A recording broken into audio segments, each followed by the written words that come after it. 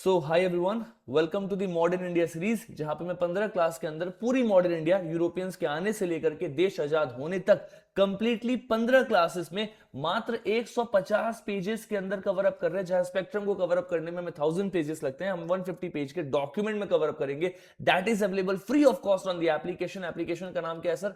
Application का नाम है पावर मंथन। आप इसको गूगल प्ले स्टोर से डाउनलोड कर सकते हो। अगर आप iOS यूज करते हो तो मैं आपको कमेंट बॉक्स में लिंक डाल दूंगा वेबसाइट का, वहां से भी जाके कहीं ना कहीं इसकी पीडीएफ को डाउनलोड कर लोगे। That is free of cost for everyone. आज हमारी 9th क्लास है। This is the 9th class and in today's class we are going to cover the Gandhian era. Let me explain this first of all every one of you. Gandhian era में हमारे पास में 3 क्षेत्रीय आंदोलन मतलब 3 regional movement महात्मा गांधी के दिखाई देंगे, जिसमें हमें नॉन कोऑपरेशन, जिसमें हमें चंपारण, अहमदाबाद, खेड़ा दिखाई देता है, और 3 नेशनल मूवमेंट दिखाई देते हैं मतलब राष्ट्रीय आंदोलन, जिसमें हमें नॉन कोऑपरेशन, सिविल डिसोबीडियंस और क्विट इंडिया मूवमेंट दिखाई देता है। द पॉइंट इज कि एग्जामिनर इन मोमेंट्स के ऊपर तो क्वेश्चन पूछता है, और बहुत बार एग्जामिनर इन मोमेंट्स के बीच के जो इवेंट्स है जिनके कारण दूसरा मोमेंट ट्रिगर हो रहा है उनके ऊपर क्वेश्चन पूछता है। फॉर एग्जांपल अगर मैं बताऊं तो रॉलेट एक्ट एक बहुत ही इंपॉर्टेंट एक्ट है 1919 का, जिसकी बेसिस पे नॉन कोऑपरेशन मोमेंट ट्रिगर होता है वो नजर आता है। तो we have to read in this moments, like हम इसको फ्लो में पढ़े, हम सिलोज में पढ़ते हैं कि नॉन कोऑपरेशन हो गया, सिविल डिसोबीडियंस हो गया, बट वो जो बीच के मोमेंट्स है उनको हम इन पर्टिकुलर सीरीज में कवर अप करेंगे। मात्र 6 वीडियोस और आएंगे और उसके बाद में आपका पूरा का पूरा मॉडर्न इंडिया कवर अप हो जाएगा। अगर आप पहली बार आए हैं तो इस पूरी सीरीज को फॉलो कर सकते हैं। मॉडर्न इंडिया इन 30 मिनट्स करके नाम है। 30 मिनट के छोटे लेक्चर्स में अपन पूरे कंटेंट को with that quality cover up करते हुए नजर आ रहे हैं। हाँ, इसमें आपको लिटरेचर पार्ट कम दिखाई देगा बट इंपॉर्टेंट इंफॉर्मेशन दिखाई देता हुआ नजर आएगा। So let us begin the session without any delay. If you do not know me, my name is Rupesh, I am founder of power IAS and let's start the class.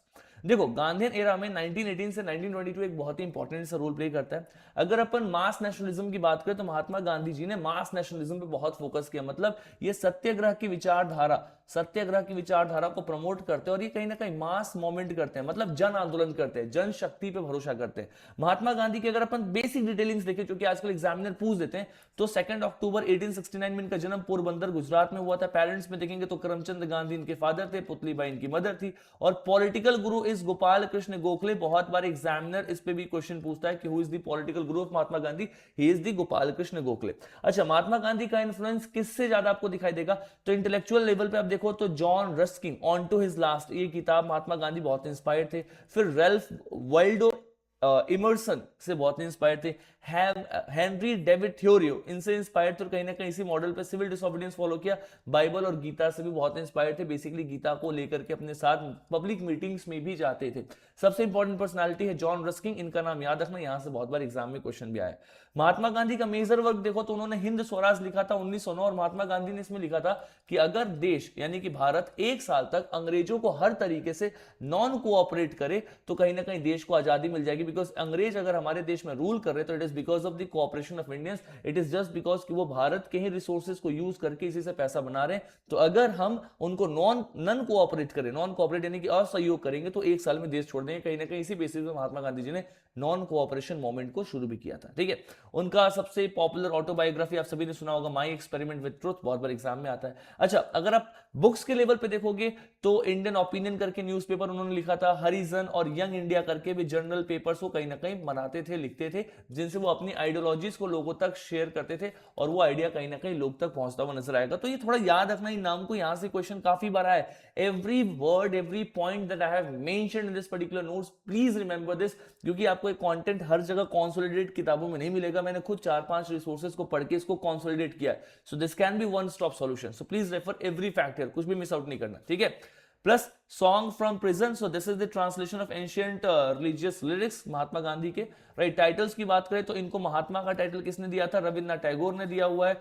बाकी ये सारे titles आप एक बार फटाफट पढ़ेंगे और आगे चलेंगे। मैं आप सभी से एक क्वेश्चन पूछ रहा हूं, महात्मा गांधी को बापू यानी कि राष्ट्रपिता, ये किसने टाइटल दिया था? Who is this individual who give Mahatma Gandhi the title of Bapu? If you know please let me no in the comment box. अगर नहीं पता तो भैया इसको पता करो, बहुत इंपॉर्टेंट है ना।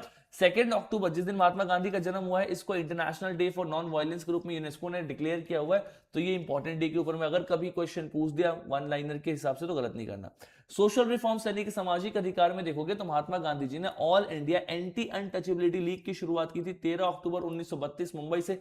क्यों स्टार्ट किया था? बिकॉज जो भी अनटचेबल्स है उनको उनके राइट्स दिला सके, उनको आगे प्रमोट किया जा सके, और ये बाद में जाकर के क्या बन जाता है? तो it later became all India Harijan Sevak Sangh. इस तरीके से ऑर्गेनाइजेशन यहाँ पे स्टैब्लिश हो जाती है। इवन हरिजन ये जो शब्द है इसका मतलब होता है चिल्ड्रन ऑफ गॉड। ये अनटचेबल्स के लिए महात्मा गांधी जी ने स्टार्ट किया था। उनको दलित कहते थे, लेकिन महात्मा गांधी जी ने बोला कि हरि के जन है, मतलब चिल्ड्रन ऑफ द गॉड, है ना, Hari is called as God. तो बेसिकली ये टर्म महात्मा गांधी ने स्टार्ट किया था। और पॉलिटिकल लेवल पे देखो तो अनटचेबिलिटी को हटाना, दलित को अपलिफ्ट करना, इंटरकास्ट मैरिजेस और एजुकेशन को प्रमोट करना, इसमें महात्मा गांधी जी ने काम किया।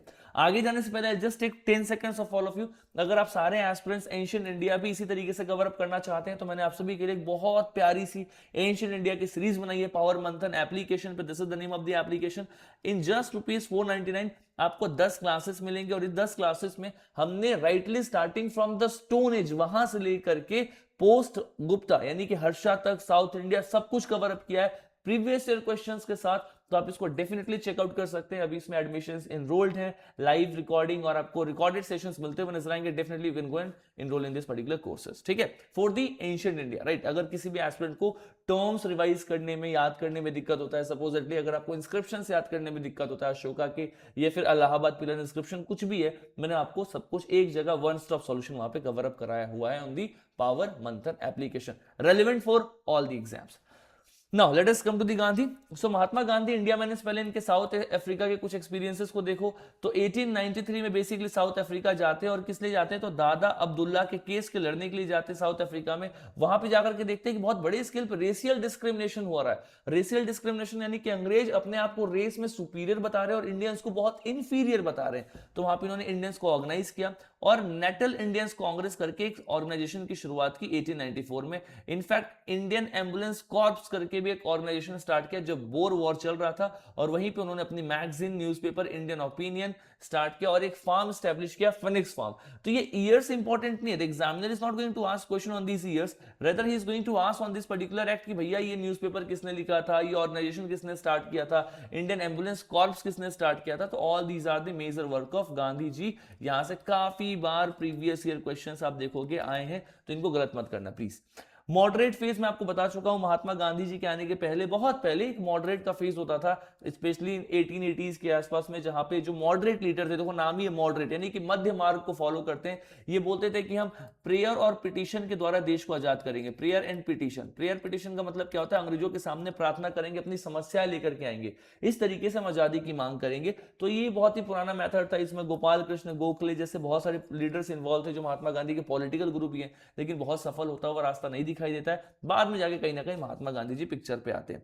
महात्मा गांधी जी के आने से पहले महात्मा गांधी जी ने सत्याग्रह यानी कि सत्य के रास्ते पे चलना, ये कुछ इन्होंने अपने एक्सपेरिमेंट साउथ अफ्रीका में किए थे। तो कहीं ना कहीं इनसे ही इंस्पायर्ड होकर उन्होंने इंडिया में सत्याग्रह जैसी चीजों को स्टैब्लिश किया। सबसे पहला 1906 में satyagraha against Asiatic ordinance registration certificate, मतलब जो ब्रिटिशर्स ने रजिस्ट्रेशन सर्टिफिकेट की शुरुआत की थी, जिससे वो डिस्क्रिमिनेट कर पा रहे थे कि कौन इंडियंस है कौन ब्रिटिशर्स है, रेस के बेसिस पर डिस्क्रिमिनेशन कर रहे थे, उसके अगेंस्ट में सत्याग्रह स्टार्ट किया था, राइट। कंपल्सरी रजिस्ट्रेशन ब्लैक के एक्ट के अगेंस्ट में सत्याग्रह स्टार्ट किया। तो ऐसे बहुत सारी चीजों के अगेंस्ट में महात्मा गांधी ने सत्याग्रह स्टार्ट किया। इसको लेकर के अपने को टेंशन नहीं करना, यहां से उतना क्वेश्चन आएगा नहीं, फटाफट आगे बढ़ते हैं, ठीक है। चलो, डेवलपमेंट ऑफ सत्याग्रह। तो satyagraha Indian tradition, Christian tradition, Tolstoy की फिलॉसफी सब पे मतलब कहीं ना कहीं बेस्ड है। सत्याग्रह का मतलब ही होता है सत्य और अहिंसा के रास्ते से आगे बढ़ना। मतलब अगर आप सत्य बोल रहे हो, ट्रुथ बोल रहे हो, और अगर आप फर्म हो अपने काम को लेकर के, तो इसी को हम सत्याग्रह कहते हैं। मतलब being confident on what you say, provided what you saying is actually representing the truth, right. चलो, इस मेथड में वो बॉयकॉट का इस्तेमाल करते हैं, नॉन पेमेंट, सिविल डिसोबीडियंस, ये सब महात्मा गांधी जी का तरीका। मतलब ये कहीं ना कहीं पैसिव रेसिस्टेंस को प्रमोट कर रहे हैं ब्रिटिशर्स के अगेंस्ट में, और ये टेक्निक वो बाद में भारत में भी यूज करते हैं। 1914 में 1914 में वो भारत आए थे और इनको केसरे हिंद का टाइटल दिया गया था, जो कि इन्होंने 1919 में हटा दिया था। केसरे हिंद का टाइटल क्यों दिया था? क्योंकि गांधी जी ने इंडियंस को फोर्स किया था, बेसिकली भारतीयों को बोला था कि जो वर्ल्ड वॉर 1 चल रहा है, जिसमें अंग्रेज पार्टिसिपेट कर रहे हैं 1914 से लेकर के 1918 के बीच में, इसमें इंडियंस को, ब्रिटिशर्स को सपोर्ट करना चाहिए। बिकॉज अगर हम अंग्रेजों को सपोर्ट करेंगे तो अंग्रेज भी इन रिटर्न हमारी कुछ मदद करेंगे। तो अंग्रेज इससे खुश है कि महात्मा गांधी को केसर हिंद का टाइटल दिया था। बट महात्मा गांधी ने इस टाइटल को 1919 में इसलिए हटा दिया बिकॉज 1919 में एक बहुत बड़ा हत्याकांड होता है, इसका नाम है जलियांवाला बाग मैसेकर, जिसमें हजारों की संख्या में भारतीयों को अंग्रेजों ने गोलियों से भुनवा दिया। To be precise, general Dyer ने हजारों की संख्या में लोगों पे गोलियां चला करके बहुत सारे प्रीशियस, बहुत सारे इंपॉर्टेंट, बहुत सारे इनोसेंट लोगों को मरवा दिया था, जिससे महात्मा गांधी ने इस टाइटल को छोड़ दिया और महात्मा गांधी को रियलाइज हो गया कि ब्रिटिशर्स की मदद करके देश आजाद नहीं होगा, इनके अगेंस्ट लड़ाई करके ही आजाद होगा। तो आगे नेशनल मूवमेंट स्टार्ट होते हैं। बट एनीवेज हम आज पढ़ेंगे उसके बारे में, बट फटाफट आते हैं महात्मा गांधी का इनिशियल फेज भारत में कैसा रहा। तो ये बॉम्बे में आते हैं सर 9 जनवरी 1915। इंपॉर्टेंट 9 जनवरी क्यों है? क्योंकि इस दिन हम प्रवासी भारतीय दिवस है ना, यानी कि एनआरआई डे के रूप में सेलिब्रेट करते हैं। कभी कभी क्वेश्चन आता है बिकॉज महात्मा गांधी भारत में आए थे और गांधी जी भी एनआरआई थे, तो इन्होंने भारत में आके सत्याग्रह आश्रम की शुरुआत की अहमदाबाद में, ठीक है। और पूरे भारत में एक साल इन्होंने टूर किया, बिकॉज अल्टीमेटली जब तक भारत में ट्रेवल करोगे तो भारत की समस्याओं को समझोगे, फिर उस हिसाब से आप समाधान भी बताओगे, तो वो एक करते हैं। फिर ये उन्होंने लखनऊ सेशन को अटेंड किया था। और सबसे इंटरेस्टिंग सी बात है, महात्मा गांधी ने बनारस हिंदू यूनिवर्सिटी में 1916 में अपना स्पीच दिया था, और कहते हैं कि ये स्पीच महात्मा गांधी के लाइफ का सबसे पहला स्पीच था। मतलब लाइफ का इन द सेंस कि भारत में सबसे पहली बार इन्होंने पब्लिकली आकर के एक स्पीच दिया था, इनका पब्लिक अपीयरेंस देखने को मिलता है। बाद में चंपारण नाम का एक ऐसा जगह है बिहार में जहां पे सत्याग्रह मूवमेंट की शुरुआत की गई महात्मा गांधी जी के द्वारा। ये महात्मा गांधी के लाइफ का सबसे पहला रीजनल यानी कि क्षेत्रीय आंदोलन था भारत में। होता क्या चंपारण में सर, हमारे देश चंपारण में, बिहार में बेसिकली कुछ इंडिगो प्लांटर्स थे, मतलब यूरोपियन प्लांटर्स थे। वो बेसिकली भारतीयों को फोर्स कर रहे थे कि आप 3 कट्ठे में, अब 3 कट्ठिया सिस्टम क्या है, तो कट्ठा is a land measurement unit. कट्ठा क्या है sir? It is a land measurement unit. अब लैंड मेजरमेंट यूनिट कहने का मतलब है बेसिकली जमीन को नापने का एक तरीका है कट्ठा। तो अब बोला गया है कि 20 कट्ठे में से 3 कट्ठे में आपको कंपलसरी तरीके से इंडिगो का प्लांटेशन करना है। इससे प्रॉब्लम क्या है कि सर आपके लैंड की जो प्रोडक्टिविटी है, प्रोडक्टिविटी बोले तो आपके लैंड की जो उपजाऊता है वो कम हो जाती है। कोई किसी को भी नहीं पसंद ना भाई कि मेरे लैंड की उपजाऊता कम हो जाए, प्रोडक्टिविटी कम हो रही है, तो लोग इसके अगेंस्ट में आवाज उठा रहे हैं, लेकिन अंग्रेजों ने सबको सप्रेस किया है। तो कुछ इंपॉर्टेंट लीडर्स है, उसमें आपको सबसे इंपॉर्टेंट दिखाई देंगे राजकुमार शुक्ला, जो महात्मा गांधी जी को इन्वाइट करते हैं। इसके बाद राजेंद्र प्रसाद, मजरुल हक, महादेव देसाई, जेबी कृपलानी, नारिक पारिक, ऐसे कुछ इंपॉर्टेंट लीडर्स दिखाई देते हैं जो चंपारण सत्याग्रह में महात्मा गांधी जी को इनवाइट करते हैं। गांधी जी पहले यहाँ पे आए थे, बट गांधी जी को मना कर दिया गया कि आप इसमें इंटरवीन नहीं करेंगे। महात्मा गांधी जी जिद्दी थे, उन्होंने इस मुद्दे के अंदर में इंटरवीन किया। बाद में ब्रिटिशर्स को फोर्स किया। ब्रिटिशर्स ने इस मोमेंट के ऊपर में, इस पूरे आंदोलन के ऊपर में इंक्वायरी किया।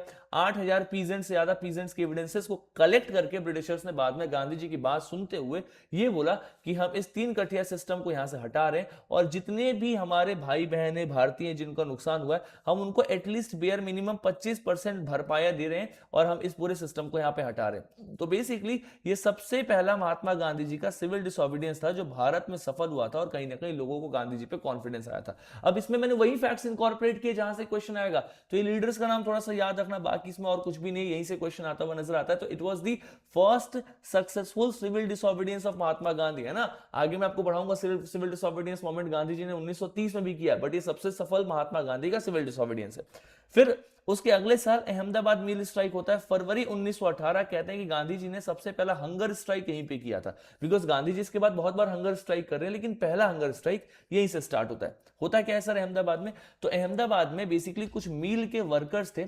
अब इनको ना वहां पे प्लेग बोनस मिलता था, मतलब उस एरिया में बेसिकली प्लेग आ चुका था, भुखमरी थी, तो उनको बोनस मिलता था।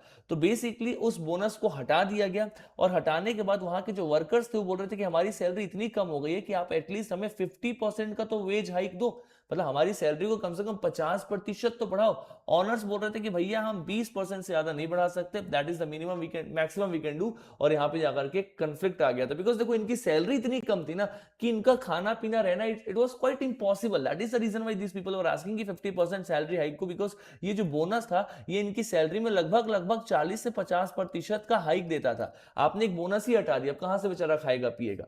तो इसको लेकर के होता क्या, अनुसुईया साराभाई यहाँ पे पिक्चर में आते हैं। अनुसुईया साराभाई कौन है, तो एक मिल ऑनर की बहन थी। उन्होंने महात्मा गांधी को इनवाइट किया। गांधी जी ने वर्कर्स के साथ नेगोशिएट करके 35% का हाइक प्रपोज किया। वर्कर्स बेचारे दिलदार आदमी गांधी जी के हाइक से तैयार हो गए, रेडी हो गए, लेकिन अभी भी मिल ऑनर तैयार नहीं थे। वो बोले कि हम 20% से ज्यादा मानेंगे नहीं। महात्मा गांधी ने इसको लेकर के नॉन वायलेंट स्ट्राइक किया। गांधी जी ने fast on to death accept कर लिया, और इसके बाद में मिल ऑनर्स भी 35% हाइक देने के लिए रेडी हो गए। यानी कि जहां 50% मांगा जा रहा था, 20% प्रपोज किया गया था, गांधी जी ने एक मिडिल पाथ निकाला 35% और चीजों को यहाँ पे रिजॉल्व कर दिया। इसी को बोलते हैं मध्य मार्ग, जो महात्मा गांधी जी का एक फिलॉसफी था। तो महात्मा गांधी ने बताया कि हम मोरल प्रेशर के द्वारा, मोरल प्रेशर एक हम तरीके की पॉलिटिकल वेपन के रूप में यूज करके कहीं ना कहीं अपनी बात को सामने रख सकते हैं। This is a very great thing that Mahatma Gandhi basically did at this point of time. अब इसी 1918 में देखो आगे आगे खेड़ा सत्याग्रह भी हो रहा है, वो फरवरी में था, ये मार्च में था, बहुत ही क्लोज है। तो बहुत बार क्वेश्चन आ जाता है कि चंपारण, अहमदाबाद, खेड़ा कौन सा पहले, तो ऐसे याद कर लो, सीए चार्टर अकाउंटेंट, यानी कि सी से चंपारण, चंपारण के बाद अहमदाबाद, अगर ये पता है तो सर इसके बाद तो खेड़ा ही होगा, है ना। चंपारण 1917 में हुआ है और ये जो दो इवेंट है ये दोनों दोनों 1918 में, इसलिए यहाँ पे कंफ्यूजन होता है, कोई दिक्कत नहीं। चलो खेड़ा में क्या हो रहा है, जस्ट 2 से 3 मिनट लगेगा। खेड़ा में क्या हुआ सर, खेड़ा एक्चुअली में गुजरात का एक डिस्ट्रिक्ट है, यहाँ पे क्रॉप फेलियर हो गया मॉनसून के कारण, और इसीलिए यहाँ पे लोगों ने कहा कि हमारा टैक्स रिमिशन करिए, मतलब आप हमसे टैक्स मत लीजिए, बिकॉज अल्टीमेटली ब्रिटिशर्स ने कानून बनाया था कि अगर किसी भी इंडियन का जो प्रोडक्शन है वो 25% से कम हो जाता है, if it is getting 25% lesser, तो उनसे हम टैक्स नहीं लेंगे, टैक्स कहीं ना कहीं हम नहीं लेंगे उनसे। यहाँ पे प्रोडक्शन हुआ ही नहीं है और इनसे जबरदस्ती टैक्स लिया जा रहा है। अब बेचारे टैक्स कहां से पे करेंगे, तो टैक्स पे करने के लिए उनको अपनी जमीनें बेचनी भी पड़ जाएंगी। That is the reason why things are not getting into the control, चीजें हाथ से निकल रही है। और कहीं ना कहीं यहाँ पे गांधी जी की लीडरशिप सामने आती है। महात्मा गांधी यहाँ पे एक स्पिरिचुअल लीडर के रूप में सामने आते हैं। गांधी जी के बाद सरदार वल्लभ भाई पटेल, नाहरिक पारिक, मोहनलाल पांड्या, रवि शंकर व्यास, ऐसे बहुत सारे लीडर्स आपको दिखाई देते हुए नजर आएंगे। And all these leaders somehow invited Gandhi ji. तो अगर आप देखो ग्राउंड लेवल पे ना, तो Sardar Vallabh Bhai Patel was a great leader, Mahatma Gandhi ji was acting as a spiritual leader, मतलब इनकी बात लोग मानते थे और ब्रिटिशर्स को गांधी जी की क्रेडिबिलिटी के बारे में पता था। केसरे हिंद जैसे टाइटल दिए गए थे महात्मा गांधी को, पढ़ा लिखा इंसान है ना, साउथ अफ्रीका से आया है, तो कहीं ना कहीं इनको ऊपर रखा गया था। बट ग्राउंड लेवल पे सबसे ज्यादा सरदार पटेल जी, उनके साथ नारिक पारिक, मोहनलाल और बाकी लोग यहाँ पे काम कर रहे थे। आउटकम क्या आता है सर, रेवेन्यू सस्पेंड कर दिया गया और कन्फिस्केटेड दी, मतलब रिटर्न ऑफ कॉन्फिस्केटेड प्रॉपर्टी। होता क्या है, ब्रिटिशर्स ने जिन भी किसानों ने जमीन का टैक्स नहीं दिया था उनकी प्रॉपर्टी को कॉन्फिस्केट कर लिया था। कॉन्फिस्केट का मतलब क्या होता है, जब्त कर लिया था। तो बेसिकली महात्मा गांधी ने बोला कि अगर किसी भी गरीब किसान की प्रॉपर्टी को जब्त किया गया और इसको अगर बेचा जा रहा है और इस जमीन को कोई खरीदेगा, अगर उसी गांव से कोई भी खरीदेगा, तो जो भी इंसान खरीद रहा है ना, इसको बॉयकॉट करिए, इसका बहिष्कार करिए, गांव में प्रेशर बनाइए, देखते हैं कौन खरीदने आएगा। जब कोई आएगा ही नहीं खरीदने तो ब्रिटिशर्स किसी को बेच ही नहीं पाएंगे, और ब्रिटिशर्स के ऊपर प्रेशर बनेगा तो ब्रिटिशर्स आपकी जमीन आपको लौटाएंगे भी और कहीं ना कहीं टैक्सेशन सिस्टम हटा भी देंगे। Exactly same thing happened and that is the reason why ये वाला जो मोमेंट था, आंदोलन था, ये भी गांधी जी का यहाँ पे सफल होता हुआ नजर आता है। इस तरीके से महात्मा गांधी जी ने बैक टू बैक बहुत सारे आंदोलन को क्या किए थे, यहाँ पे सफल करके दिखाए थे। यानी कि महात्मा गांधी जी के 3 रीजनल मोमेंट, और तीनों के तीनों रीजनल मोमेंट क्या हो चुके हैं, सक्सीड हो चुके हैं। यानी कि गांधी जी की अब क्रेडिबिलिटी कहीं ना कहीं लोगों के बीच में स्टैब्लिश हो रही है। Everyone is understanding Gandhi's credibility at this point of time. तो मैंने आप सभी के सामने महात्मा गांधी के 3 रीजनल मोमेंट्स पढ़ाए। अब इन 3 रीजनल मोमेंट्स के ऊपर में यूपीएससी, स्टेट पीएससी, जितने भी एग्जाम्स में जितने भी क्वेश्चन है, आप सभी का काम है उनको जाओ प्रीवियस ईयर क्वेश्चन सॉल्व करो। अगर आप इन क्वेश्चंस को मेरे साथ सॉल्व करना चाहते हो तो अपना टेलीग्राम चैनल है, मैं यहाँ पे नाम बोल रहा हूँ, यूपीएससी बाय रूपेश, ठीक है। इस टेलीग्राम चैनल में ज्यादा नहीं, 2,500-3 हजार बच्चे अपन डेली बेसिस पे पीवाईक्यू करते हैं, हिस्ट्री से, पॉलिटी से, आप उसको अटेंड करके पीवाईक्यू लगा सकते हो और साथ में इसको रिवाइज कर सकते हैं। तो आज की क्लास को हम यहीं पे रखेंगे, will keep the class up to here. अगली क्लास में Rowlatt Satyagraha, individuals Rowlatt Satyagraha, उनके अगेंस्ट में जो भी मोमेंट स्टार्ट हुए, बेसिकली जलियांवाला बाग मैसेकर और नॉन कोऑपरेशन कवर अप करेंगे, which is the most important thing, that is something we are going to cover in the next classes. So will keep the class up to here and I hope the class was helpful to each and every one of you. If it is, let me know. बाकी revise करते रहो content को, और ये पूरा पूरा content यहाँ पे मैंने ऑलरेडी मेंशन कर दिया, पावर मंथन एप्लीकेशन में मिल जाएगा। ऑल्सो वीडियो फ्रीक्वेंसी थोड़ी कम थी, but I assure you now आपको वीडियो अब ज्यादा फ्रीक्वेंसी के साथ दिखती हुई नजर आएंगी। So keeping up the class up to here, thank you so much all of you, see you in other class, तब तक all the very best, God bless you all, take care, thank you so much.